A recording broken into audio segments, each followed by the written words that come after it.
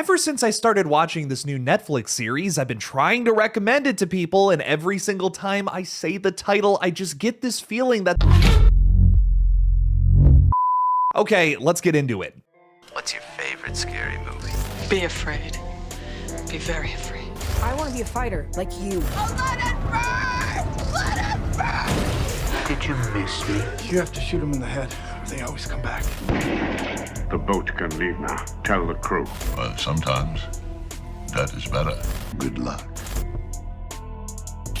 Hey everybody, I'm Killjoy Jake. Today we're going to be talking about...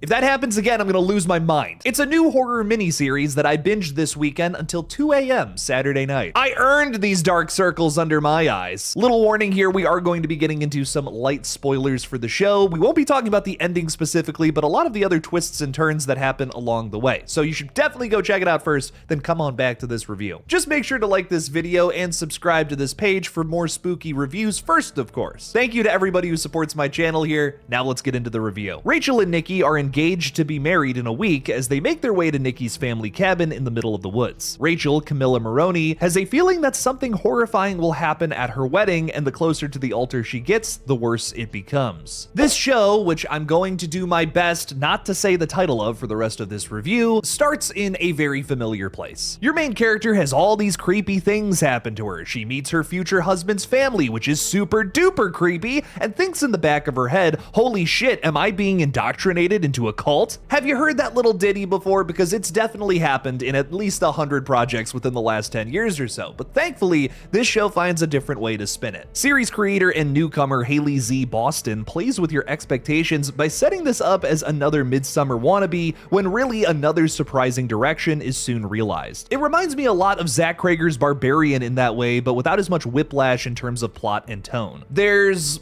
less of, not none, less of specifically, that condescending, over-explaining Netflix dialogue that tells you plot points that have already happened before, and the only reason you would have missed them is if you were on your phone. Thankfully, some elements of this show are still left to viewer interpretation. The best example of that here is the imagery of the three-legged fox at the end. Okay, we are actually going to spoil the ending. I don't know why I said that earlier, so be aware for this next point here.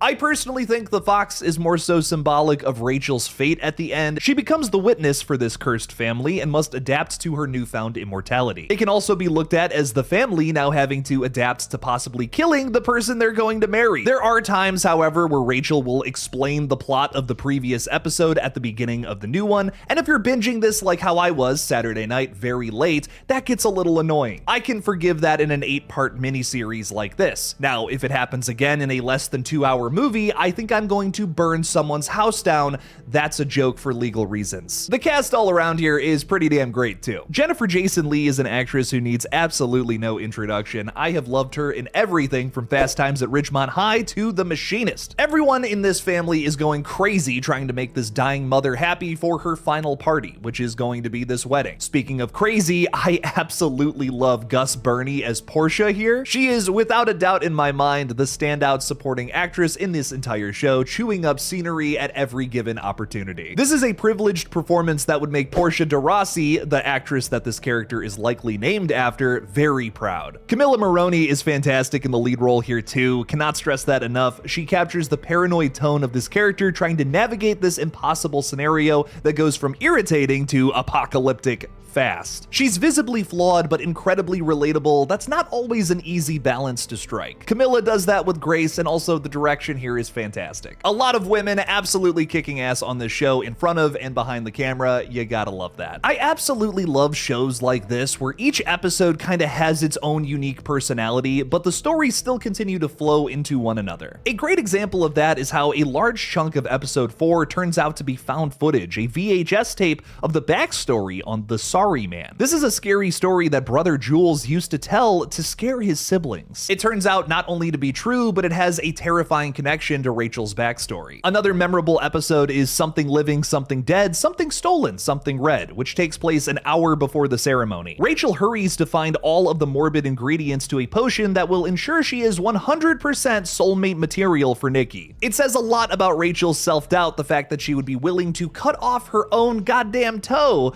in order to make make sure that she is 100% going to live through all of this, and how changing yourself to fit into a relationship can only do more harm than good. If you like shows with some solid characters, a smidge of camp, some clever writing, and a tasteful amount of the supernatural, I think you're going to love... Fuck! I give this a 7 out of 10 recommendation. It was pretty good. If you're still paying for Netflix like no one in their right mind should, then check it out. What did you guys think about this show, or are you going to watch it? Are you excited for it? Let me know down in the comments below. Thank you all so much for watching. Please subscribe, and as always, don't forget to kill it out there, y'all.